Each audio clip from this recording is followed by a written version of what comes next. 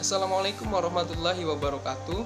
Di sini saya Dedi Pratama, NPM 191303410 beserta keempat rekan saya yaitu Afa Nafisa, Raka Kumara, Chandra Dewi, dan Evan Gunawan akan membahas mengenai gunung meletus, di mana gunung meletus merupakan salah satu bentuk bencana alam atau dalam bahasa Inggrisnya sering disebut dengan natural disaster, yaitu suatu peristiwa alam yang mengakibatkan dampak besar bagi populasi manusia.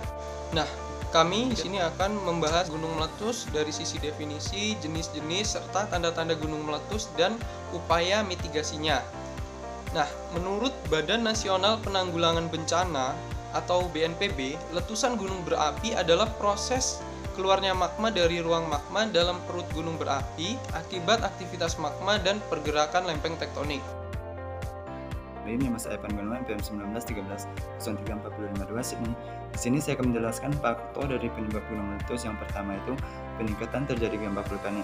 Peningkatan gempa vulkanik ditandai dengan terjadinya aktivitas yang tidak biasa di Gunung Merapi. Yang kedua itu pergerakan tektonik lapisan bumi.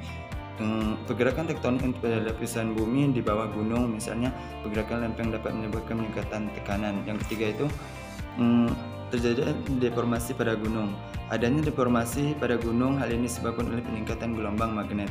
Yang keempat itu lempeng-lempeng bumi yang saling berdesakan. Karena adanya lempeng-lempeng bumi yang saling berdesakan antara satu sama lain. Yang kelima itu adanya tekanan yang sangat tinggi. Berbagai penyebab gunung meletus seperti yang telah dijelaskan di atas mendorong cair magma untuk bergerak ke atas, masuk ke saluran bawah kawat dan keluar. Saya Afa Nafisa, NPM 1913034006. Di sini saya akan menjelaskan tentang bentuk-bentuk gunung api. Berdasarkan bentuk dan proses terjadinya, gunung api dibagi menjadi 3 jenis, yaitu 1. Gunung api mar. Gunung api mar adalah gunung api yang memiliki kawah di bagian puncaknya. 2. Yaitu gunung api perisai. Gunung api perisai memiliki alas yang luas dan bentuk lereng yang sangat landai. Yang ketiga yaitu gunung api kerucut atau strato. Gunung api kerucut terjadi karena adanya letusan dan lelehan atau eksplosif dan efusif yang terjadi secara terus-menerus dan bergantian. Selanjutnya yaitu tipe-tipe gunung api. Berdasarkan tinggi rendahnya, derajat fragmentasi dan luasnya, dan juga kuat lemahnya letusan serta tinggi tiang asap, gunung api dibagi menjadi beberapa tipe erupsi. 1. Tipe tromboli. Tipe tromboli adalah jenis letusan yang mempunyai interval waktu yang hampir sama di setiap letusannya, sehingga letusan dapat terjadi setiap beberapa kali dalam interval waktu yang sama. Yang kedua yaitu tipe Hawaii. Tipe Hawaii adalah letusan yang terjadi pada gunung yang memiliki lava sangat cair dan memiliki bentuk seperti perisai atau tameng yang dapat mengalir ke segala arah. Yang ketiga yaitu tipe Merapi. Tipe Merapi adalah letusan untuk gunung yang memiliki lava yang kental dan dapat menyumbat mulut kawah. Yang keempat yaitu tipe Vulcano.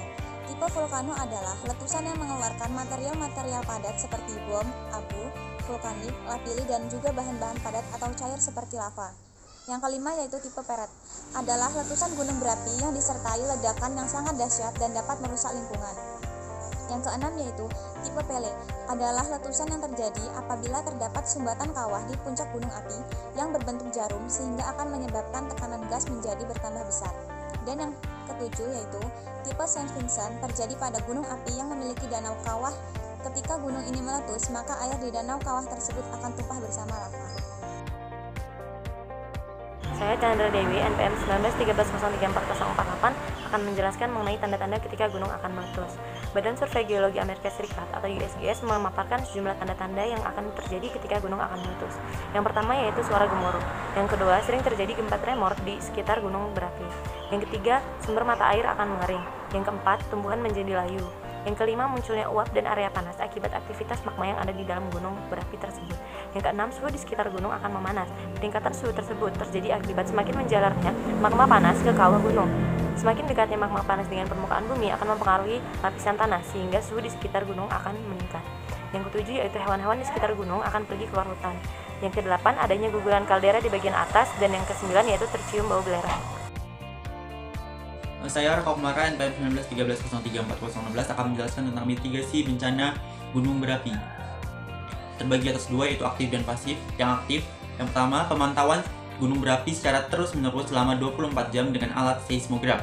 Yang kedua, melakukan sosialisasi kepada masyarakat mengenai bahaya-bahaya gunung berapi. Yang ketiga, penyelidikan gunung berapi menggunakan metode geologi, geofisika, dan geokimia. Yang keempat, pembuatan jalur-jalur evakuasi. Kemudian, untuk mitigasi yang pasif, yang pertama, pembuatan pengungsian pada zona aman atau zona hijau.